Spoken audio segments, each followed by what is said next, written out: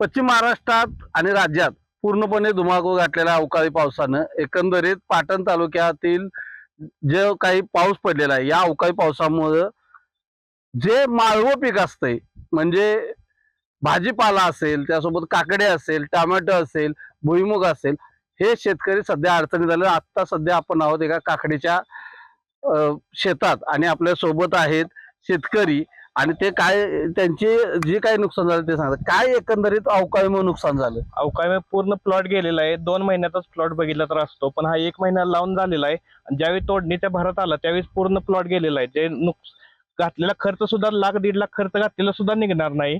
पूर्ण प्लॉट सगळा सुकायला लागलेला आहे आणि पूर्ण प्लॉटचं हे झालेलं आहे. काकडीला खरं तर दर असतो, उन्हाळ्यात मागणी असते. आता जर ह्या 8 दिवसामुळे अवकाळीनं जोडपलं तर आता काकडीला दर राहणार का मागणी राहणार काय? काही सुद्धा राहणार नाही, कारण प्लॉटच पूर्ण संपलेला आहे. वाळून पाण्यामुळे पाणी साठल्यामुळे जो पाऊस पडला त्यामुळे भाजीपाला पिकाला पाणी जास्त सोसत नाही.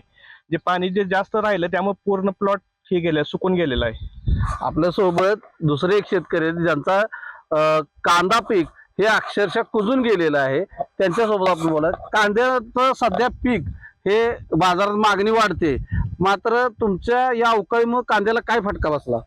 ऐन मोक्यात ज्या वेळेला पिकं आपली काढायला येतात सर्वच, म्हणजे माळव्यात कांदा असेल, भुईमुग असेल, किंवा आता यांचा काकडीचा प्लॉट आहे, आमचा कांद्याचा आहे, यांचा भुईमुगाचा आहे, प्रत्येकाचं ह्या अवकाळी पावसानं असं नुकसान केलंय की आता जे काढायच्या टायमिंग मध्ये जो पाऊस पडलाय त्यामुळं कुणालाच काही घावलं नाही. अक्षरशः आता यांची काकडी जशी मात्र झाली आहे, यांचा भुईमुग जसा मात्र झालेला आहे, तसा आमचा कांद्याची सुद्धा अक्षरशः शेणसड झालेली आहे की तो आपल्याला काढताच येणार नाही.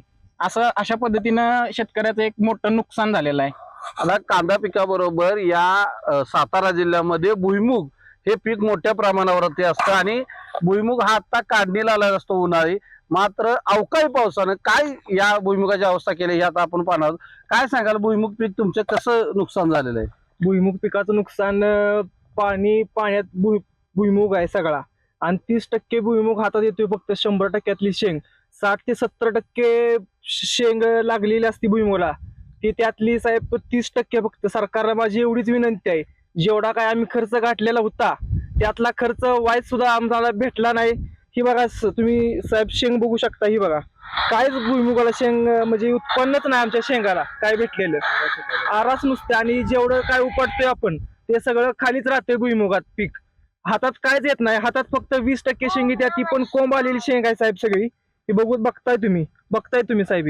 सरकारला एक विनंती आहे आमच्या शेतकऱ्यांची की बाबांनो, जेवढं अवकाळी पावसामुळे नुकसान झालेलं आहे ते सरकारनं आम्हाला काहीतरी त्यात मदत करावी, हीच आमच्या शेतकऱ्यांची अपेक्षा आहे. खरं तर यांनी सांगितलं त्या पद्धतीनं सध्या प्रशासनाचं कोणी तुमच्या शेताचं बांधावं आले का? कोणी सुद्धा आजपर्यंत आलेलं नाही किंवा साधा फोनही आलेला नाही. सर्व कृषी अधिकारी यांच्याकडे फोन नंबर आहेत. शेतकऱ्यांचे दौरे वगैरे घेतात. पीक ज्यावेळी चांगलं असतं त्यावेळी पीक बघायला येतात ते खास करून, पण नुकसान झाल्यावर एक सुद्धा अधिकारी त्यांचा आलेला नाही इथं. तर या ठिकाणी मोठ्या प्रमाणावरती माळवं जे असतं शेतकरी करतो त्याचं मोठं नुकसान झालेलं आहे आणि कोणताही अधिकारी या ठिकाणी फिरागला नाही. त्यामुळे प्रशासनानं या ठिकाणी या शेतकऱ्यांची व्यथा जाणून शेतकऱ्यांची जे काही नुकसान झालंय ते भरपाई द्यावी अशी मागणी या शेतकऱ्यांकडून केली जात आहे. न्यूज 18 लोकमतसाठी विशाल पाटील, सातारा.